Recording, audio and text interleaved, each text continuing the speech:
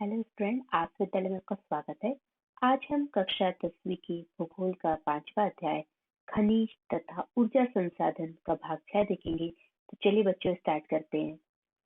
आज हम देखेंगे परंपरागत ऊर्जा के स्रोत। जैसे कि अभी हमने पिछले लेक्चर में पढ़ा था कि हम एनर्जी रिसोर्स को दो पार्ट में डिवाइड कर सकते हैं। एक होता है परंपरागत ऊर्जा और दूसरा था गैर परंपरागत ऊर्जा।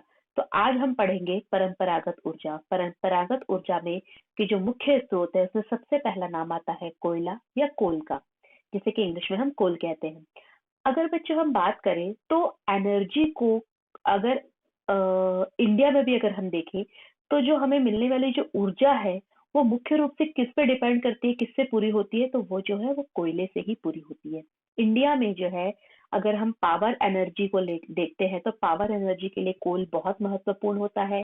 इसके अलावा जो इलेक्ट्रिक जनरेशन जो जो जनरेट होता है, जो इलेक्ट्रिक जनरेट होता है, उसके लिए भी सबसे इम्पोर्टेंट जो होता है वो कोल ही होता है। कोल का यूज जो है वही इलेक्ट्रिक जनरेट करने में भी किया जाता है।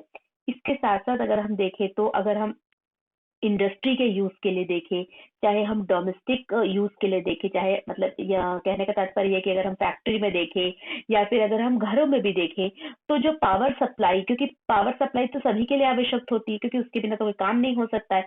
तो ये पावर सप्लाई के लिए सबसे ज्यादा यूज किसका किया जाता है? कोल का ही किया जाता है। तो अगर हम कहने का तात्पर्य है, अगर हम इंडिया की बात करें तो इंडिया में एनर्जी सप्लाई करने का, इलेक्ट्रिक जनरेट करने का जो है सबसे महत्वपूर्ण जो स्रोत होता है वो कोल या कोयला ही होता है। क्योंकि क्या होता है कि एनर्जी तो ऐसा नहीं है कि किसी को, एनर्जी तो ऐसी चीज है जो सबको ही चाहिए, आपको भी चाहिए, मुझे भी चाहिए, फैक्ट्री में भी चाहिए। चाहे वो फैक्ट्री में काम चल रहा है तो उसके लिए भी चाहिए, घरों में काम करने के लिए भी हमें एनर्जी चाहिए होती है। और ये एनर्जी हमें किससे मिलती है? कोल से मिल रही है।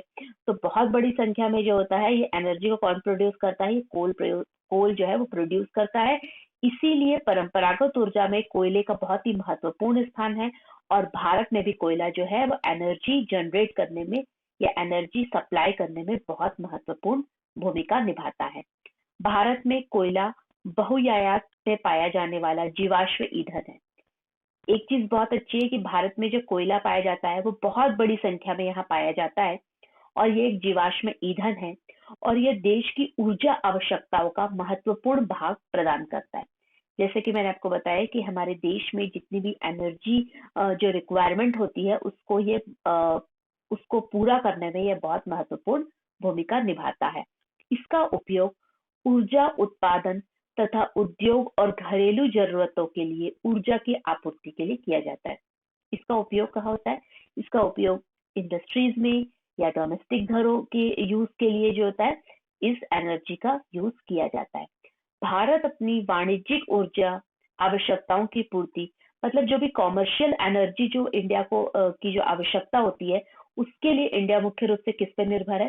तो वाणिज्यिक ऊर्जा की आवश्यकताओं के लिए मुख्य रूप से भारत जो है वो कोयले पर ही निर्भर करता है। जैसे कि आप पहले से ही जानते हैं कि कोयले का निर्माण पादप पदार्थों के लाखों वर्ष तक संपीड़न से हुआ है। इसलिए संपीड़न की मात्रा, गहराई और दबने के समय के आधार पर कोयला अनेक रूपों में पाया जाता है। बहुत समय से जो होता है इसको जो हीट वगैरह जो होती है जिसकी वजह से कोयले का निर्माण होता है। अब ये डिपेंड करता है, कोयले जो कोयला बनता है वो क्योंकि हम जानते हैं कुछ कोयला जो होता है वो बहुत ही लो क्वालिटी का होता है, कुछ बहुत ही हाई क्वालिटी का होता है। तो ये क्यों इसमें अलग अलग होता है, कैटेगरी होती है, वो डिपेंड करता है कि जब वो कोयला जो बनता है तो वो जो है वो किस मात्रा में है, उस पर कितना हीटिंग जो होता है, उसका दबाव जो है वो कितना ज्यादा पड़ रहा है, कितनी गहराई से पड़ रहा है, इन सभी चीजों पर जो है वो डिपेंड करता है और उसके बाद ही जो है कोयले का निर्माण होता है अनेक रूपों में। अगर हम दलदल क्षेत्रों में बात करें तो दलदल में क्षय होते पादपों से पीट उत्पन्न होता है जिसमें कम कार्बन, नमी की उच्च मात्रा व निम्न ताप क्षमता होती है।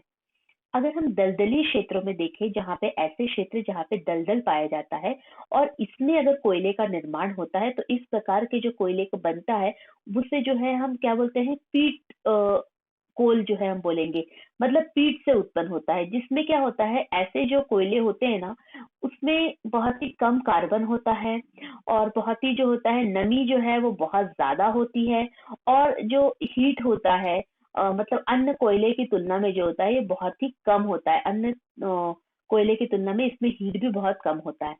अगर हम इस तरह के कोयले की बात करें तो उसमें हम लिग्नाइट की बात कर सकते हैं। जो लिग्नाइट कोयला होता है, कोयले की एक किस्म होती है, एक प्रकार होता है जो कि निम्न कोटि का होता है, मतलब बहुत ही लो क्वालिटी उसकी होती है, और वो भूरा कोयला जो है उसका रंग जो होता है वो भूरा होता है, इसलिए इसे भूरा कोयला कहते हैं। और यह मुलायम, मतलब बहुत ज्यादा जो है वो मुलायम होता है, सॉफ्ट होता है, और बहुत ज्यादा नमी युक्त होता है। तो ये किन क्षेत्र में पाया जाता है बच्चों? अगर आपको कभी ऐसे क्वेश्चन आए कि लिग्नाइट जो होता है, तो आपको दो तीन बातों का ध्यान रखना है। सबसे पहले दलदल क्षेत्रों में यह पाए जाते हैं। कोयले की किस्म होती है, तो जो अगर ये पूछा कि कोयले की सबसे निम्न किस्म कौन सी होती है, तो आप इसमें लिख सकते हैं कि वो लिग्नाइट होती है, भूरे रंग का कोयला होता है, और मुख्य रूप से कहाँ पाया जाता है?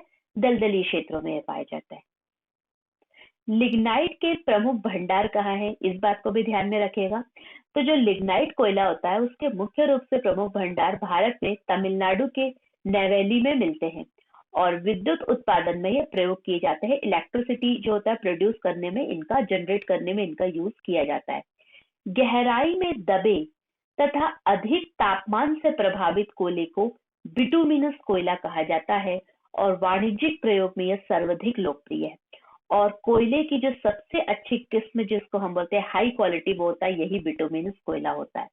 तो ये भी आप देख सकते हैं कि जहाँ पे लिग्नाइट जो होता है वो कोयले की बिल्कुल लो क्वालिटी होती है, वही इसकी हाई क्वालिटी कोयले की कोल की कौन सी होती है, वो होता है बिटुमिनस कोयला, बिटुमिनस कोल। और ये जो है बहुत ज्यादा गहराई में, मतलब बहुत अंदर, और बहुत ही हाई टेम्परेचर जो है उससे ये बनता है, जिसकी वजह से बहुत अच्छी किस्म का बनता है। और अगर हम इंडिया की बात करते हैं तो कॉमर्शियली यूज में जो है सबसे ज्यादा जो प्रयोग किया जाता है वो इसी बिटुमिनस कोयले का किया जाता है।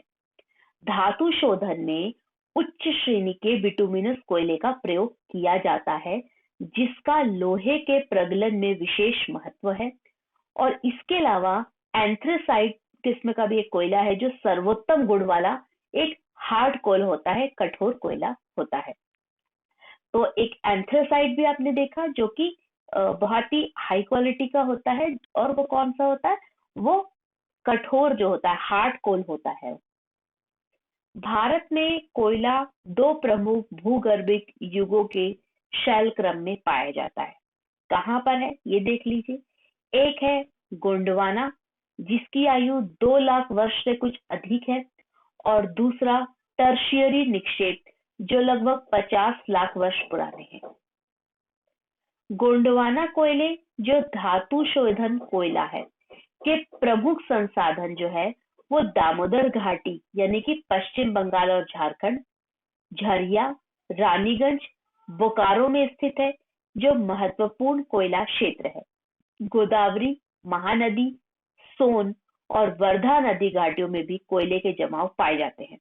तो हम देख सकते हैं कि मुख्य रूप से अगर हम देखें, जो गोंडवाना कोयले जो धातु शोधन कोयला है वो मुख्य रूप से कहाँ पे पाए जाते हैं? वो आपके है जो दामोदर घाटी, यानी कि आपका पश्चिम बंगाल और झारखंड, ये पूरे ही क्षेत्र में जो है वो पाए जाते हैं।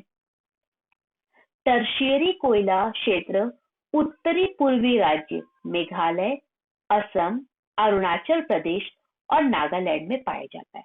दो चीजें हैं, इंपॉर्टेंट रखिएगा, गोंडवाना क्षेत्र का कौन सा है और टर्शियरी कोयला क्षेत्र जो होता है वो कौन है। तो अगर हम टर्शियरी कोयला क्षेत्र की बात करते हैं, कोल एरिया की बात करें, तो ये होता है उत्तर पूर्वी राज्य जैसे कि मेघालय, असम, अरुणाचल प्रदेश और नागालैंड। यह स्मरण रहे कि कोयला स्थूल पदार्थ है जिसका प्रयोग करने पर भार घटता है, क्योंकि यह राख में परिवर्तित हो जाता है, और इसी कारण भारी उद्योग तथा ताप विद्युत ग्रह कोयला क्षेत्रों और उसके निकट ही स्थापित किए जाते हैं। देखिए, कोयले में जो होता है कुछ, ये एक ऐसा पदार्थ है, इसमें कुछ गुण है जिसका क्या होता है, क्योंकि ये जो होता है जो कोयला जो है एक स्थूल पदार्थ होता है ना। और इसी कारण क्या होता है, क्योंकि ये राख में बदल जाता है, इसी कारण भारी उद्योग जो होते हैं या फिर जो विद्युत ग्रह होता है वो कोयला क्षेत्रों और उसके निकट ही स्थापित किए जाते हैं। So what did we learn today? आज हमने क्या पढ़ा और क्या सीखा? बच्चों, आज हमने परंपरागत ऊर्जा के जो स्रोत है उसमें जो सबसे महत्वपूर्ण स्रोत है कोयला, कोल, उसको आज हमने समझने का प्रयास